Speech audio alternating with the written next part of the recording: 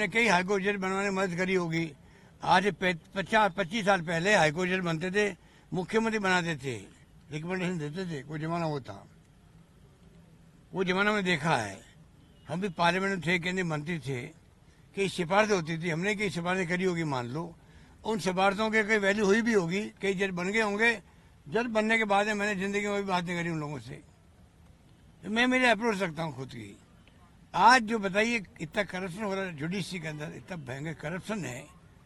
कई वकील लोग तो मैंने सुना है लिख के ले आते हैं जजमेंट, और जजमेंट वो आता है। क्या हो रहा है जुडिशरी के अंदर, चाहे लोअर हो चाहे अपर हो, हालात बड़े गंभीर है। देखिए, मैं सोचता हूं कि इस प्रकार के बयान कहीं की हताशा का कारण बनता है कि आप हताशा में सबके ऊपर अविश्वास करते हो। थोड़े दिनों बाद आप देखिए इनकी परछाई पर भी अविश्वास होगा, क्योंकि भ्रष्टाचारियों का धरातल नहीं होता। आप जांच एजेंसियों पर भी उंगली उठाते हो, आप अपने मंत्रियों पर भी उंगली उठाते हो, उनकी फोन टैपिंग कराते हो, अपने विधायकों पर अविश्वास करते हो, उनकी फोन टैपिंग कराते हो, और कईयों को तो आप नकारा और निकम्मा भी कह देते हो। आपके पार्टी के लोगों को ऊपर विश्वास नहीं, आपके नेतृत्व पर विश्वास नहीं, जिस नेतृत्व ने आपको सब विधायकों की बैठक बुलाने के लिए कहा और आपने दूसरी जगह बाड़ेबंदी कर ली। आप अपने नेतृत्व को भी ठेंगा दिखाने का काम करते हो, और अब तो जुडिशरी पे कभी किसी ने उंगली नहीं उठाई। जब राहुल गांधी जी को क्लीन चिट मिली थी तब तो आप कह रहे थे कि जीत हो गई, आज क्या हो गया? न्यायिक प्रक्रिया पर उंगली उठाना, मैं सोचता हूं ये कहीं न कहीं एक बड़ी हताशा का कारण है। मुख्यमंत्री जी, आपको किसी के ऊपर विश्वास नहीं है, तो अब राजस्थान की जनता को भी आपके ऊपर विश्वास नहीं है।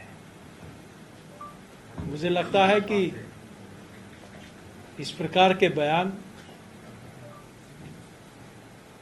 लोकतंत्र में कभी किसी राजनीतिक को और इतने बड़े दायित्व पर बैठे व्यक्ति को शोभा नहीं देते।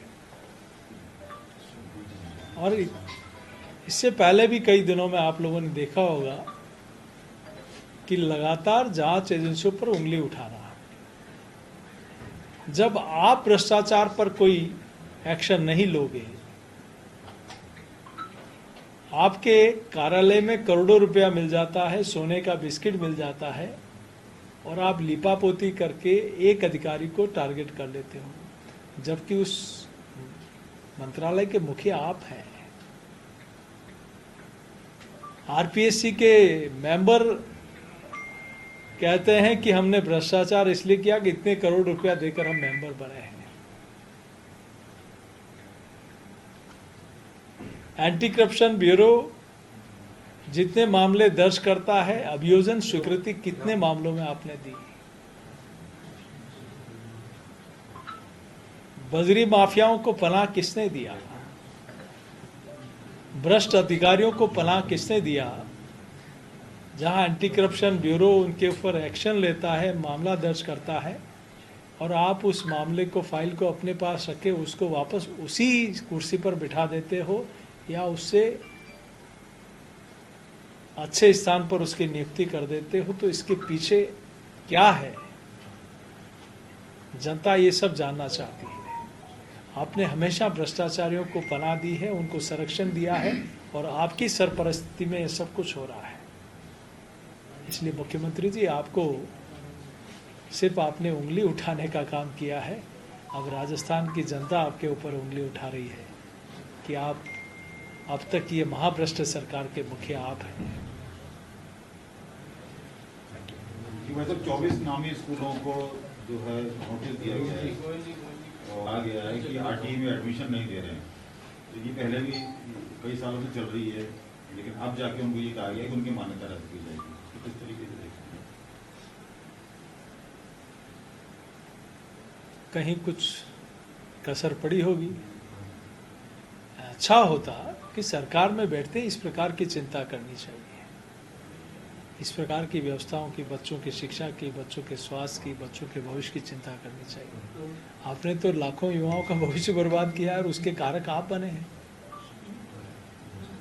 ये कहीं न कहीं इसके पीछे, मैं फिर से कह रहा हूं कि इसका पर्दा उठा के देखोगे तो इसके पीछे कारण भ्रष्टाचार होगा। आपकी नीयत ठीक नहीं है, आपकी नीति ठीक नहीं है। हमेशा कहीं न कहीं अपराधियों को संरक्षण दिया है। आपने शिक्षा के क्षेत्र में समग्र शिक्षा योजना, चाहे रूसा योजना, चाहे यूजीसी ग्रांट के अलावा आपने अलग से स्टेट के लिए क्या किया ये बताओ। केंद्र की स्कीम को हटा दो, आपने बच्चों के लिए क्या किया? कुछ नहीं किया। आप अपनी मैचिंग ग्रांट मिलाने के लिए, और वो भी उसमें भी आप उसको पूरा नहीं कर पाते।